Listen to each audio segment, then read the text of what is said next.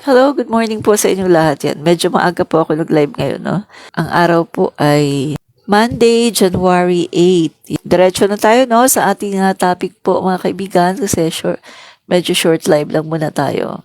No? So, magandang araw po sa inyong lahat. Ang topic po natin ngayon, mga kaibigan, ay hindi pa nadadala ang mga DD sheets sa kanilang mga pasabog na lagi namang sunog, no?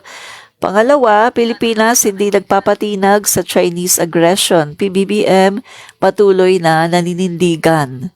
So lately mga kaibigan, alam naman natin na itong mga DD sheets ay napakarami nilang mga pinapasabog-sabog kuno, no? Pero isang press conference lang po ng kanilang idolo, no? Ng dating presidente ay sunog po sila lahat, mga kaibigan. So dito, sino pa ba ang maniniwala sa mga ito na napakarami nilang mga pasabog ay hindi naman pala totoo, no? Sinunog sila mismo ng kanilang puon sa pagsasabi, mga kaibigan, na wala naman talagang pulburon video. Kasi kung meron nga namang pulburon video, matagal na yan lumabas. Mga kaibigan, alam naman natin, 36 years na binanatan ng mga yellows itong Marcos, lalong-lalo na si PBBM kasi siya yung talagang nasa politika at lumalaban sa mga national elections, di ba? At alam naman natin mga kaibigan, kahit noong 2015, andyan na yung cocaine issue na yan. Pero sabi ko nga kanina, wala naman talagang video na lumalabas.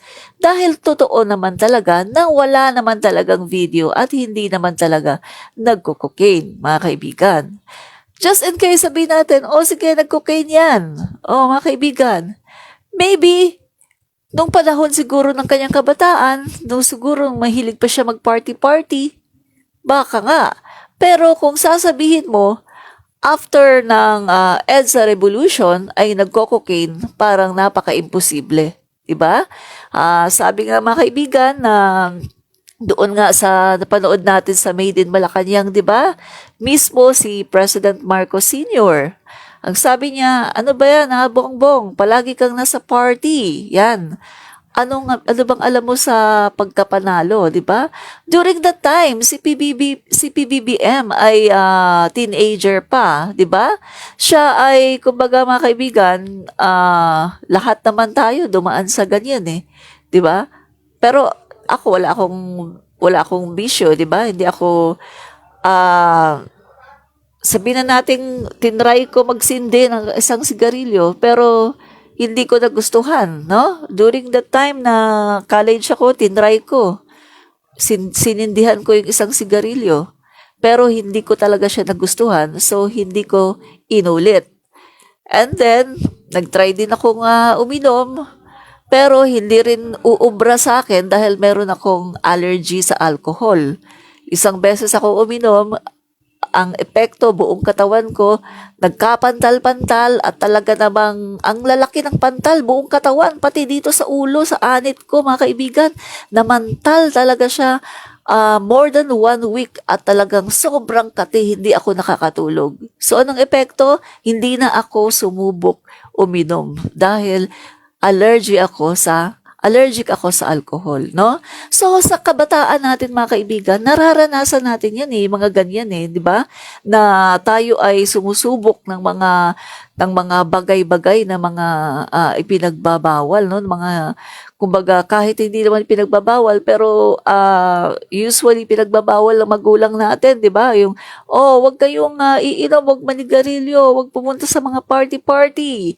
O sabi ko nga, kaming dalawa ng ate ko, dahil sa pagpa-party namin, pagpunta namin ng disco, mga kaibigan, pag uwi namin, sarado na yung bahay. Sarado na. So, anong ginawa namin dalawa ng ate ko? Kami ay umakyat sa bintana, no? Para lang makapasok kami sa bahay. So, mga kaibigan, nangyayari naman talaga yan, no? Nung panahon na tayo ay kabataan. Pero, sabi ko nga, ang tao ay nagmamature. Even itong mga tumutuligsa kay PBBM, baka malala pa yan sa panahon ng kanilang kabataan, di ba? So mga kaibigan, nakita naman natin si PBBM nung panahon na siya ay bata pa, na palagi siyang karay-karay ni FL Imelda Marcos sa kaniyang mga state visit kapag siya ay inuutusan ni President Marcos sa iba-ibang lupalop ng daigdig, no? Kaya masasabi natin mga kaibigan na kung meron man sigurong naging bisyo noon si President Bongbong Marcos, ay siguro mga kaibigan, madali itong naputol dahil wala siyang magiging sapat na panahon para sa kanyang bisyo dahil super busy nga ang pamilyang Marcos at siya ay palaging isinasama sa mga functions, sa mga events, di ba? So, dahil dyan mga kaibigan, sa tingin ko, yan ang naging dahilan kung bakit hindi talaga nalulong, no? Kung sakali na gumamit siya ng cocaine, hindi talaga nalulong ang ating Pangulo, no? Naging straight siya, no? Dahil nga rin sa mga pagsubok na dumaan sa buhay nila. Biro mo naman mga kaibigan, kayo ba naman ang mapatalsik sa power at kayo ay ipinatapon sa Hawaii pagkatapos namatay pa si President Marcos Sr.? Sino ba naman ang hindi talaga magmamature ang isipan? At mula noon mga kaibigan, ang inisip na lang ng ating Pangulo, na noon ay hindi pa Pangulo, ang inisip na lang niya ay kung paano mapaayos ang kanilang buhay at kung paano sila makabalik sa Pilipinas. Dahil talagang sila ay gustong-gustong bumalik sa Pilipinas dahil nga sila ay Pilipino, di ba? So, kung sakaling totoo ang chismis din mga kaibigan, cocaine issue, baka sa panahon ng kanyang kabataan. Pero after EDSA Revolution, wala na yan. Kaya tama yung sinasabi ni RRD mga kaibigan na wala naman talagang cocaine video. Dahil kung meron, noon pa yan. 36 years silang binanatan ng mga dilawan. So, ibig sabihin mga kaibigan, ilalabas yan kaagad. O, bakit hindi na ilabas? Kasi nga wala. At naging presidente pa ang ating Pangulo, no? So, mga dilawan, hindi ba kayo nagsasawa sa ginagawa nyo? Na lahat na lang ng inyong mga pasabog kuno ay wala naman. Kayo ang nasusunog sa mga pasabog ninyo. Albert Granada, gandang umaga, Tol Admin Rich. Yan, magandang umaga din po sa inyo. Yan, Albert Granada and Juan Pedro watching from Bohol. Maraming po salamat sa panunood dyan sa Bohol. Shout out po sa inyo lahat. And James Anthony Neal, sino ba nag-umpisa ng chismis na yan na may nag-cocaine ba? President. Panahon pa po yan ng dilawan. Actually po, mga dilawan po yan. Panahon pa po nila. Pero, nung si President Marcos ay nag-file ng COC, sinakyan po yan ng mga DD sheets, no? Ginamit po nila yan para pabagsakin yung ating Pangulo. Gina Velarde, good AM po. Good AM din po sa'yo, Gina Velarde. And then, Robinson Sumatra, Lakay, support kayo sa pambansang Intriguera. Yan. Huwag nyo nang supportahan si Maharlika, no? Malay nyo, matuto kayo pagtagpi-tagpi sa lumang kwento para lansones ang inyong isipan, no? So, maraming salamat sa panunood, Robinson Sumatra, Lakay, no? And then, mga kaibigan, so, eto, may panibago na naman na chismis, itong mga DD sheets, no? Sabi ko nga sa inyo, mga kaibigan, magtataka lang tayo kasi kapag may mga issue, no, palagi silang nauuna at palaging sila ang nakakaalam. Kahit yung mga issue na dapat ay nauuna na makaalam ang bakuran ng mga Marcos loyalists and supporters, pero sila ang nakakaalam. Samantalang ang mga Marcos loyalists and supporters, walang alam. Ano ba yan mga kaibigan? So, ibig sabihin, meron tayong kasabihan na kung sino yung unang nakaalam, sila yung pinanggalingan, di ba? O, parang ano yan eh. O, kung sino yung nagsabi ng, oy, ang baho, umutot ka ba? Siya pala yung umuutot, no? Ganyan yan mga kaibigan, no? So, panay sila pasabog, no, mga kaibigan, yun pala, nanggaling mismo sa kanilang kampo, yung mga pinapasabog nila. Nang sa ganon, ay sirain yung mga supporters no ng Marcoses and also Romualdez. Anselma Candaroma. Good morning, Ma'am Admin Rich. Hi, good morning din po sa iyo, Anselma Candaroma. Yan. Salamat po sa panunood. So, mga kaibigan, yung bagong pasabog na naman nila, mga kaibigan, eto, okay, eto na naman, mga kaibigan, yung sinasabi nila na nagbabahay-bahay na daw sa mga barangay, no? Ito po ang sabi nung isang Crisette, no? Na isang Didi Sheets. Ang sabi po ni Crisette, nakakasad po. Dali. Ito daw ay ano sa kanya, message, no? Pinasok na ang barangay sa pagpapapirma ng about sa charter change na yan. Dito sa amin lahat ng kaalyado at may utang na loob sa kanila. Congressman na barangay, binigyan ng form, umiikot daw at magpapapirma sa mga nasasakupan. Grabe na ito. Ginagawa nila sa atin. Masyado tayo iniipit ang karapatan ng mamayang Pilipino. Kawawa naman ang bayan natin. Please make me anonymous. Thanks. Magsusumbong ng ganito pagkatapos anonymous. Barangay official po ako kasi session lang namin kanina. Mga kaibigan, ang dali-dali lang maggawa-gawa ng mga ganito, no? Na mga screenshot ko, no? Napakadali lang yan. Ang nakakapagtaka, laging una sila sa issue, no? Sabi ko nga mga kaibigan, sana may magbahay-bahay na dito sa barangay namin at talagang pipirma ako mga kaibigan dahil matagal ko nang gustong magkaroon talaga ng charter change. Kasi etong ating constitution mga kaibigan 1987 ay isang napakalaking hadlang, no? Hadlang para tayo ay umunlad. Florida Greenfield, hello everyone. Hello din po sa'yo. So, mga kaibigan, just in case na totoo ito at merong magbahay-bahay sa inyong barangay, mga kaibigan, I encourage you to sign. Pumirma po tayo para po sa charter change dahil maganda po na talagang ito ay magkaroon na ng katuparan ang charter change para po ito sa ekonomiya ng ating bansa para sa paglago ng Pilipinas. Dahil alam niyo naman mga kaibigan, ang 1987 Constitution maraming mga hadlang para tayo ay umunlad, no? Fernando Mutos, Silila Bulok, Ma'am Rich, tama ka dyan. Maring Pentukan, Giyab, hindi sila nagtagumpay sa pulburon issue. Sa pang-scam naman sila ngayon sa FB. May binibigay daw na tulong na 5K kada Pilipino basta i-click lang daw yung link tapos gagamitin pa ang BBM logo. And then, good morning po, Ma'am. Admin Rich watching here from Salona, Cagayan Valley, Rohel Doca. Maraming po salamat, Rohel, sa panunood. Yan. Okay, so, yan nga po mga kaibigan, no, ang nakakapagtaka, lagi silang una sa issue.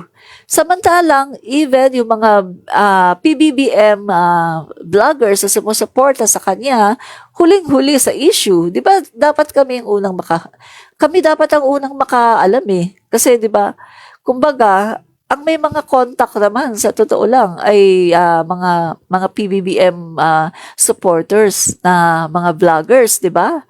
Yung mga pumupunta sa Malacanang, mga pumupunta sa HOR, pero kami hindi namin alam. Sila ang unang nakakaalam. So ibig sabihin mga kaibigan, dahil silang unang nakakaalam, sila talaga ang talagang gumagawa at nag-iimbento niyan. At kita niyo naman napakaraming issue na inimbento ng mga yan ay nakuryente sila sa mga pasabog nila, kuno. Kasi nga, hindi naman totoo at palagi silang sunog. Kita nyo nga itong pulburon na to, napakatagal na. Mga kaibigan, nabudol ang maraming Filipino, di ba? Ako, palagi kong sinasabi dito sa page ko, walang pulburon video dahil wala talaga yan. Dahil kung meron yan, matagal na yan na ilabas sa panahon pa ng mga dilawan. Wala pang mga DD sheets. Alam naman natin mga kaibigan, lately lang naman na lumitaw ang DD Sheets, di ba? 2016 lang. Doon lang sila lumitaw. Kasi wala namang wala namang Duterte na Pangulo, wala namang Duterte na tumatakbo sa national election. Hanggang Congress lang naman sila. Yung Congress naman, sa district lang naman nila yan, mga kaibigan, sa Davao, di ba? So wala pang Duterte na tumakbo sa national election. Kaya hindi sila kilala sa buong Pilipinas. Unlike sa Marcoses, no? 1949, andyan na mga kaibigan, 1949, andyan na si President Marcos sa Kongreso. So 1949, meron ng Marcos loyalists at Marcos supporters. At nationwide yan, mga kaibigan, dahil 20 years po na naging Pangulo si President Marcos Sr. Diba? So talagang maraming Marcos loyalists and supporters. Emilio Perez, dapat palitan na ang PD 1987. Tama po kayo dyan. Obsolete na yan. Pero etong mga ito, no, itong mga DDS, mga DD shit influencers and vloggers, ay ayaw nila mga kaibigan. Nag-hold on sila sa 1987 Constitution. Dahil ang sabi ko nga sa inyo, pinapangalagaan nila ang 1987 Constitution dahil sila talaga ay mga original na dilawan. Mga dilawan ang mga yan mga kaibigan. At nung sumikat si President Duterte, no? Yung former President Digonio, nung sumikat yan mga kaibigan, naglipatan yan sila, nag-DDS, no? Pero ang totoo, mga dilawan talaga ang mga DD shits. Sila ay mga original na dilawan, no? Kita nyo, anti-Marcos, sino ba ang anti-Marcos? Dilawan lang naman ang anti-Marcos, di ba? Ay mabuti nga ngayon mga kaibigan, maraming mga dilawan ngayon na talagang nagsusuporta na sa ating presidente dahil nakikita nila na maganda ang ginagawa ng ating presidente. At nakikita nila, mga kaibigan, na yung mga sinasabi tungkol sa Marcos family, hindi naman pala totoo, di ba? So, marami na ngayon ng mga dilawan na talagang nagiging pro-Marcos na rin at kasama ng mga Marcos supporters and loyalists na nagtatanggol kay President Marcos Jr., no? So ano pa mga kaibigan, no? Bukod dyan, no, sa mga ginagawa ng mga DD sheets na yan, i-flex din natin mga kaibigan, etong ginagawa ng ating presidente dito sa West Philippine Sea, ang patuloy po niyang paninindigan mga kaibigan, no? Alam nyo ba sa panahon ng mga DD sheets ni PRRD, ang Pilipinas, tayo mga kaibigan, ang Pilipinas ay madalas napapabalita dahil sa pagmumura ni RRD, di ba? Napapanood ko yan, mga kaibigan. Nababalita ang Pilipinas dahil sa pagmumura ni RRD. Minura ang presidente ng Amerika, ganito, etc., etc., dahil sa pagmumura. Kaya nababalita ang Pilipinas. Pero ngayon, sa panahon ni President Bongbong Marcos, nababalita ang Pilipinas dahil sa katapangan na ipinapakita ng ating presidente diyan sa West Philippine Sea. Ang nag-iisang Asian president na naninindigan against the aggression of China. Kasi mga kaibigan, alam naman natin na ang ating mga karating bansa, meron din yung mga claim dyan sa South China Sea. Pero medyo tahimik sila mga kaibigan kasi alam naman natin na ang China ay maraming mga investment sa kanilang mga country. So medyo tahimik sila. Pero pagdating dito sa Pilipinas mga kaibigan, ang ating presidente, bagamat may mga na-invest dito ang China, pero ang presidente natin ay naninindigan na magkaiba yan. Iba naman yung tungkol sa ekonomiya. Magkasundo tayo dyan. Pero pagdating dito sa West Philippine Sea or sa South China Sea na tinatawag, no, kabuuan, malaki kasi ang South China Sea at sa gitna dyan, meron dyan yung Spratlys, yung sa Kalayaan Group of Islands, na yan mga kaibigan yung atin, no, yung ating inaangkin, na atin naman talaga yan. Tayo ang nakabase dyan for so many decades. Wala naman dyan ang China. Hindi naman nila yan pinapakialaman eh. Panahon pa doon ni President Marcos Sr., di ba? Hindi naman yan sila makaporma kay President Marcos Sr.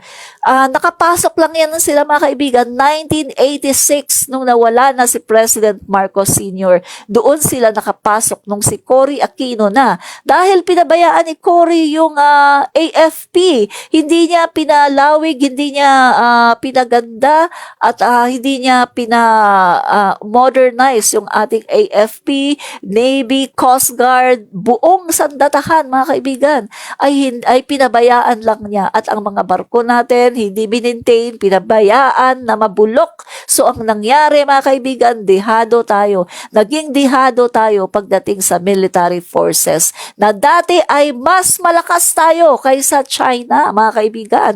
No, next to Japan tayo mga kaibigan. During the time of President Marcos, totoo yan, next to Japan tayo. Kaya hindi tayo mabuli-buli ng China. But after President Marcos Sr., nawala na lahat yan. At tayo ay sinimulan na pasukin dito ang teritoryo natin. Diyan sa West Philippine Sea, sinimulan ng China na pasukin at unti-unti nilang inaangkin. Maganda na lang at natuldukan mga kaibigan kasi eto na, nagkaroon tayo ng Pangulo na sobrang tapang, naninindigan sa ating soberenya at talagang tunay na Pilipino. No? Pinaninindigan niya ang ating mga karapatan sa West Philippine Sea. Mga kaibigan, eto na. So, kung noon, balik tayo na, kung noon nababalita ang Pilipinas dahil sa pagmumura ng ating presidente. Pero ngayon, nababalita ang Pilipinas dahil sa katapangan ng ating Pangulo, Bongbong Marcos. Parinig ko sa inyo, nakaka-proud mga kaibigan na tayo ay nababalita sa mga international news agency, no? So marami ito mga kaibigan pero isa lang ang ipaparinig ko sa inyo dahil kapos na tayo sa oras, no? So eto, paparinig ko sa inyo.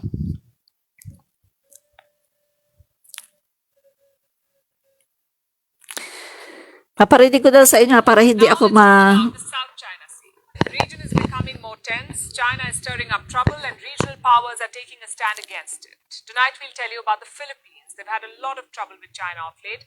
In the last few weeks, we saw open confrontation. Beijing targeting ships from Manila, China blocking their movement, firing water cannons on them, even colliding with Filipino vessels. The provocations have been brazen and caught on camera. And China shows no signs of mending its ways, so how should Manila respond? Well, they have two options. Either use force, like a tit-for-tat response, or play a tactical game. Give China a taste of its own medicine. And the Philippines seems to have chosen option number 2. So here's what they're doing. Building assets in disputed waters, in this case the South China Sea. Let me show you something. This is where Manila's project is taking shape. It's called the Second Thomas Shoal. And this is what it looks like, a submerged reef in the South China Sea, located in the Spratly Islands. China claims this reef. They say it belongs to them. But for decades, it's been controlled by the Philippines. And now they're strengthening their hold. Manila is building a permanent structure here, a facility of sorts. What for? To serve as a shelter. That's what the Philippine military says, that this structure is meant for their fishermen, for them to take shelter. Last month, a budget was approved for this. Over $1 million has been set aside for this project. And why is this project getting attention? Because of a broken ship, the BRP Sierra Madre. The ship is marooned on the Second Thomas Shoal. It is a rusting piece of junk, but an important asset for the Philippines. This shipwreck is effectively a military base. It serves as a marker for Manila. Also an observation post for its marines. The Philippines deploys a handful of soldiers here. They keep an eye on the Chinese and they assert Manila's control on the island. If these marines withdraw, Manila could lose rights over the reef. So their presence is necessary. And a new structure will only help them to reinforce their territorial claims and to establish a more robust presence. Last month, Ferdinand Marcos took a vow. He's the president of the Philippines, Ferdinand Marcos, and he said he won't give in to Chinese coercion. We shall continue to assert our rights in accordance with the Philippine Constitution and international law. The recent incidents involving no less than our AFP Chief of Staff is worrisome.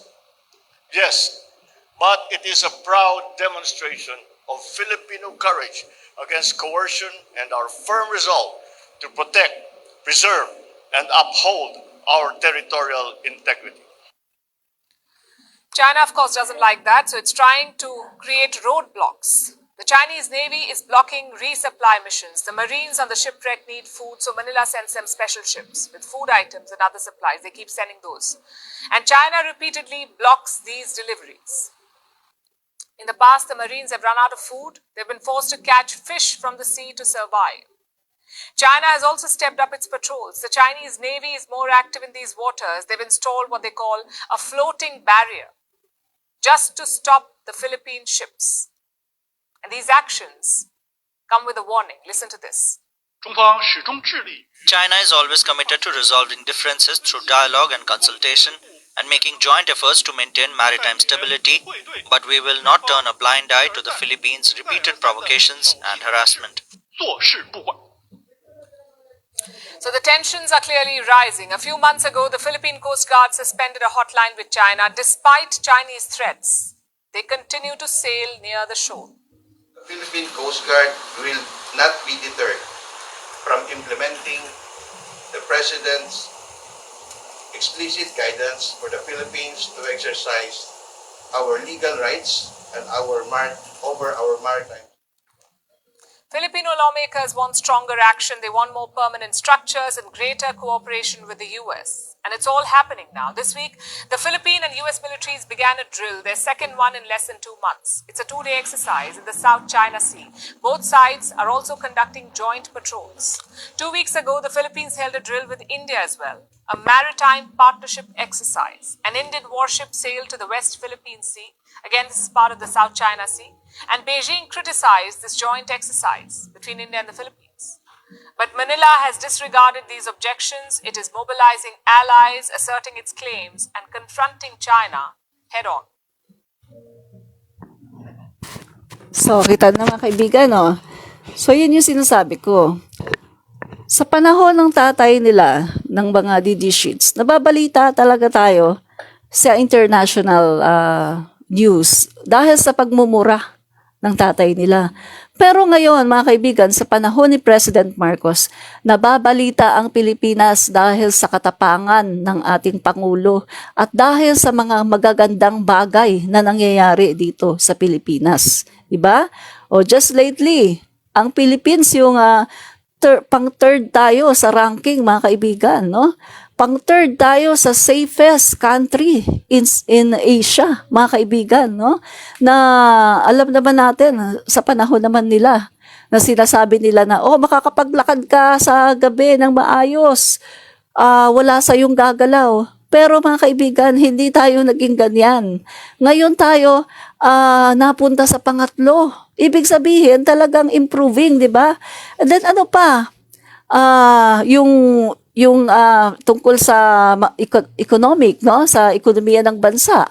Palagi nangunguna tayo, mga kaibigan, sa GDP, no, GDP ng bansa dito sa Southeast Asia. At sa marami pang bagay, mga kaibigan. At eto, ang napakaganda, nababalita tayo sa buong mundo dahil talagang sa Asia, sa Southeast Asia, tayo talaga yung naninindigan. Yung hindi nagagawa ng mga kapitbahay natin dito, ay nagagawa ng Pilipinas. Diba? Kung sa totoo lang, mga kaibigan, dapat nga sinasamahan nila tayo dito, no? Yung lahat ng mga may claims sa South China Sea. Pero medyo ano sila medyo ilag sila. Kasi nga, ayaw nilang ma-hurt yung feelings ng China. Dahil sa mga bansa nila, ay napakaraming mga investment ang China. Pero hindi tayo nagpapatinag, mga kaibigan. Nakita nyo naman, di ba? At hand on hand, kasama ng ating Pangulo, ang House of the Representative, na ang ginagawa ng House of the Representative sa pamumuno ni Speaker Martin Romualdez ay talagang nagpapanday sila mga kaibigan ng mga batas at eto naglalabas ng budget para dito sa ating mga isla para maglagay diyan mga kaibigan ng structure na dapat noon pa ginawa yan ng mga pangulo. Ang daming mga pangulo ang dumaan pero hindi nila yan naisip. Ngayon lang sa panahon ni President Marcos Jr. nangyari mga kaibigan na talagang kailangan maglagay na tayo ng mga structures dito para talagang eto ang katibayan atin to para hindi mapaalis ang Pilipinas. Dahil alam naman natin ang ginagawa ng China, di ba? Parang ginagapang niya ang ating mga isla hanggang sa mga kaibigan magugulat na lang tayo. Nandito na siya dito na talaga, no? Sa loob. Maniniwala ako sa iyo ipatigil mo yung reclamation ng China dito. Bobo. Ikaw ang bobo, no? So sino yan? Si John Wynne Belen. Okay. Di ba sinabi ko nga sa inyo, John Wynne Belen. Iba yung mga tungkol sa mga dalagdaan, no, na mga proyekto na ongoing, iba 'yon, no? At iba rin yung tungkol sa West Philippine Sea. 'Di ba? Meron 'di bang mga nagsabi na mga senador na wag na tayong aangkat sa China kumbaga iban lahat yan. Hindi po pwede yan, yung mga ganyang klaseng mindset, no? Kasi ang sabi nga ng Pangulo, iba yung tungkol sa ekonomiya, iba naman yung tungkol sa usapin ng West Philippine Sea, no? So, hindi ibig sabihin na maninindigan ka sa West Philippine Sea, hindi ibig sabihin na kailangan iba na natin lahat ng produkto ng China o iba na natin lahat ng mga proyekto ng China dito. Hindi ganon, di ba? Kasi kung ganon ang mangyayari, mga kaibigan, palayasin na rin natin lahat ng mga Chinese dito. At sila din, palayasin na nila doon ang lahat ng mga Pilipino. Kasi pareho lang naman tayo. Pero sino ang mawawalan, mga kaibigan? Mas maraming mawawala sa China kaysa sa Pilipinas. Bakit? Mga kaibigan, tignan nyo lahat ng sulok ng Pilipinas. Sino ba yung mga nagkakapitalize dito? Sino yung may mga negosyo? China. Ang sabi nga, di ba ni Percy Lapid, mga kaibigan, the late Percy Lapid, kapag sinandok mo daw yung kita ng Pilipinas, 50% dyan sa China ang punta. Di ba? Ganon karami, mga kaibigan. Kahit sa ang sulok ng Pilipinas ka pumunta, may mga Chinese na nagdinegosyo. Kaya kung gano'n lang ang usapan, mga kaibigan, luging-lugi sila. Kasi mas marami tayong naitulong sa kanila. Dyan nga lang sa West Philippine Sea, di ba? 30 billion yearly nawawala sa atin. Di ba, mga kaibigan? Kaya etong sasabihin ko, napakaganda ngayon at nagkaroon tayo ng isang Pangulo na napakatapang na naninindigan sa soberenya ng Pilipinas. Mga kaibigan, ang takot lang naman itong dating Pangulo, di ba? Pag sinabi ng China na ganito, himod puwet, mga kaibigan, di ba? Lahat ng sinasabi, sinusunod, halos sinasamba na ang China. Si Xi Jinping halos sinasamba na. Di ba, mga kaibigan? So nakita natin na hindi naman sila naging totoo. Kahit mismo nung sa panahon niya, mga kaibigan, binitiwan ng China yung kanilang commitment na gawin yung mga malalaking proyekto. Binitiwan nila yan. So anong nangyari ngayon sa panahon ni President Marcos? Naghahanap ng mga option. Either India or Japan, mga kaibigan. Yan yung option natin na pwedeng magpondo. Kasi nga, ang China, hindi naman sila tapat sa kanilang pangako. Nag-commit na sila na ganito, na mapopondohan nila yan. Yung tatlong malalaking proyekto, pero hindi nila ginawa. Best friend pa yan, ni RRD, sa kanyang kapanahunan. Best friend pa niya yan. Himod-puwet siya, pero hindi pa rin siya napagbigyan, di ba? So, anong masasabi ko dito mga kaibigan?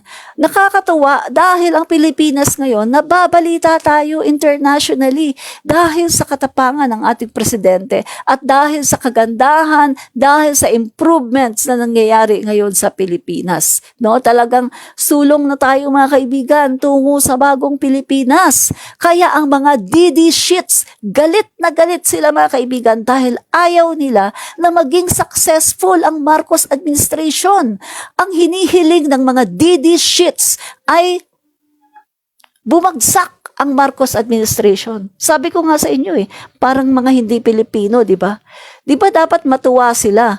Matuwa dapat sila katulad nung nabayaran ni President Marcos Jr. ang utang ng Pilipinas, no? 95% mga kaibigan for sa taong 2023. Diba? Kasi taon-taon mga kaibigan, merong nilalaan no na kumbaga merong percentage mga kaibigan ng utang ang dapat bayaran, no? Every year 'yan mga kaibigan, no? And then nababayaran 'yan kapag may mga dumarating talaga na mga pondo ng bayan, no? Madalas hindi 'yan nababayaran ng mga past presidents. Hindi nila na-achieve yung kanilang yung goal no for that year. Pero sa ngayon mga kaibigan kay President Marcos Jr., sobra-sobra ang nabayaran. 'Di ba? Ang utang niya pagpasok niya 2022 1.3 trillion pero ang nabayaran ng pangulo natin ay nasa 1.4 something trillion. Kumbaga, may sukli pa, 'di ba? So ganyan. Yang mga nangyari na yan ngayon, ayaw ng mga DD shits. Ayaw nila, mga kaibigan. Ang gusto nila ay bumagsak ang gobyerno ni President Bongbong Marcos. Ganyan ang utak nila, mga kaibigan. Ang mindset ng mga DD shits. Alam nyo, nagtataka nga ako, no? Si RRD. Sa bagay, hindi na nakakapagtaka. Si RRD, mga kaibigan, nung sa press conference sa Davao, medyo siya, di ba? Medyo parang okay ngayon yung niya, yung isip niya, no? Medyo okay. Tapos sabi niya, wala daw siyang kinalaman sa distab. Pero hindi natin alam, mga kaibigan. Kasi, di ba, nagsumbong yung mga general kay President Marcos Jr. na kinausap sila. At so hindi natin alam, baka nagdadahilan lang siya, baka ayaw lang niya umamin dahil baka meron siyang kumbaga meron siyang gusto, no? Meron siyang gustong gawin. At yun nga mga kaibigan, ang sinabi niya, ang gusto niyang gawin ngayon ay tulungan yung kanyang kapatid tuloy, yung kanyang kaibigan si Kibuloy, di ba? So, parang ang nangyari, siguro, makikipag-usap siya kay PBBM na tulungan yung kanyang kaibigan na si Kibuloy. Pero, magkakaproblema siya doon. Dahil ang presidente natin, alam naman natin, di ba? Ang pangulo natin ay hindi nakikialam, lalo na sa mga usapin na ganyan, di ba? Yung mga tungkol sa mga kaso-kaso. Hindi nakikialam ang Pangulo natin Hindi katulad sa panahon yan na talagang nagingialam siya. At siya mismo ang nagsabi na talagang ginamit niya ang kanyang presidential power para talagang mawalan ng prangkisa ang ABS-CBN. No? So, open secret na yan na ang Pangulo noon, si RRD, ginagamit talaga niya ang kanyang presidential power para mag-persecute ng tao, katulad kay Laila de Lima. Pero ngayon sa panahon ni President Bongbong Marcos, walang ganyan. Kaya magkakaproblema siya dyan pag kinausap niya si President Marcos Jr. At nagpatulong siya tungkol kay Pastor Apollo Kibuloy, tungkol sa SMNI. Magkakaproblema siya dyan dahil ang Pangulo natin ay wala Hindi siya makakausap ng gano'n na basta-basta. Kita nyo naman mga kaibigan, mismo kamag-anak, kapag may hindi magandang nagawa, tanggal. Mismong kaibigang matalik, kapag may nagawang hindi maganda, tanggal. Mismo yung mga malalapit sa kanya, kapag merong nangyaring hindi pa pwede yan, tanggal. Di ba? wala sa kanya yung gagamitin ko yung presidential power ko para dito ka lang, hindi ka pwedeng maalis. Walang ganon sa Pangulo natin ngayon. Walang palakasan, walang kaibigan, walang kamag-anak, walang kahit ano. Basta kung ano ang tama, yun lang. Kita niyo mga kaibigan, anong sabi ni RRD? PBBM is on the right track. Wala siyang nakikita na katiwalian kay PBBM. Sabi niya, wala daw. At nasa mabuti nga daw tayo na wala siyang nakikita na may tiwali si PBBM. Oh, see?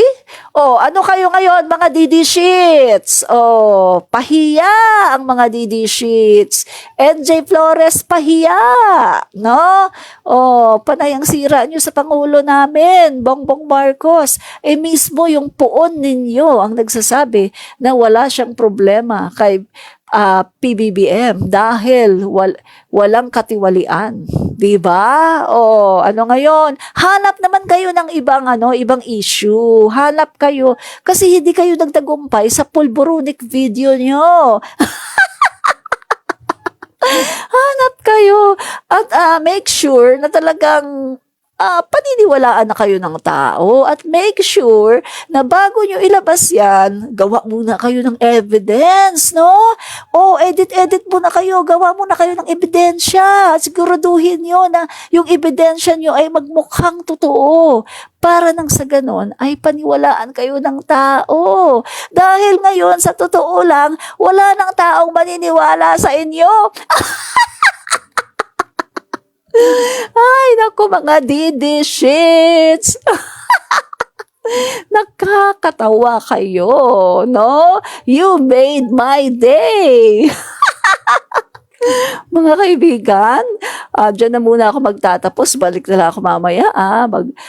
Magbe-breakfast muna ako. Kasi straight from the bed, mga kaibigan, ay hindi na muna ako nag-breakfast. Ako na muna ay nag-live. No? So, gutom na ako. Lalo na nung nakita ko to si NJ Flores.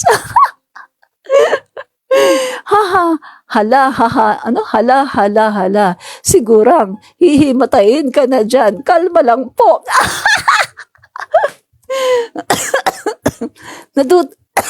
Natutuwa talaga ako kapag nakikita ko si NJ Flores, no?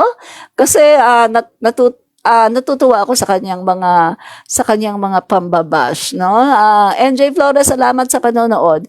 Claire Reyes Sarmiento, good morning po admin, shout out po sa lahat. Yan. Maraming salamat Claire Reyes Sarmiento sa iyong panonood.